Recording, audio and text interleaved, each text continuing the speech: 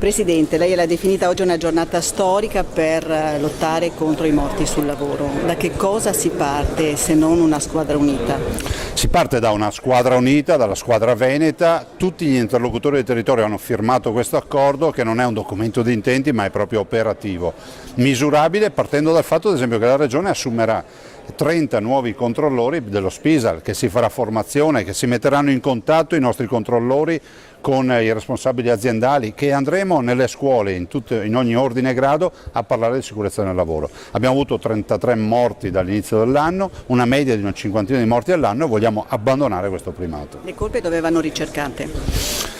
Guardi, l'analisi è un'analisi molto complessa dei dati, la stiamo facendo, la facciamo anche di continuo. La verità è che abbiamo dei settori che sono molto martoriati, che sono quelli dell'agricoltura, tutti noi ricordiamo i cappottamenti dei trattori, piuttosto che i cantieri edili, e dall'altro poi va a sfumare in altri comparti. Però è pur vero che noi dobbiamo diffondere una cultura della sicurezza nel lavoro a 360 gradi, non possiamo puntare solo ai settori critici. Oltre alla fatalità c'è anche il problema della precarietà, che fa sì che si assumono persone non formate che rischiano per pochi euro e per pochi giorni la vita. Ma guardi, in questo documento si affronta anche questo, il tema della formazione, il tema della responsabilità, il tema di mettere al sicuro ovviamente il lavoratore. È un patrimonio per le imprese ed è assolutamente una salvaguardia totale e estrema da parte delle associazioni sindacali, alle quali riconosco di aver posto la questione che noi abbiamo affrontato in comune accordo e oggi si traduce in un documento operativo.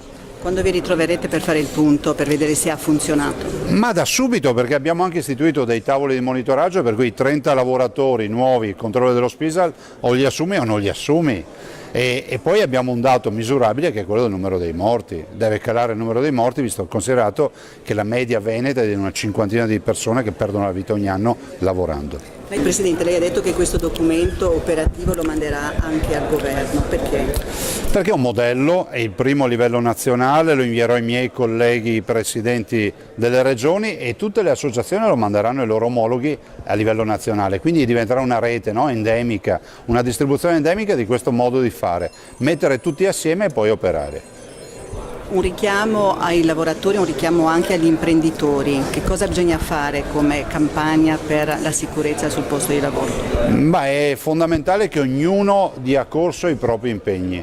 Questo lo facciamo, no? La formazione, il tema del dialogo, le azioni di accompagnamento, i controlli, ma ricordate sempre che le sanzioni dei controlli noi le investiremo per assumere ancora controllori, il che non vuol dire che si giocherà a guardie ai ladri, questo è un accordo chiaro, ma vogliamo puntare a mortalità zero.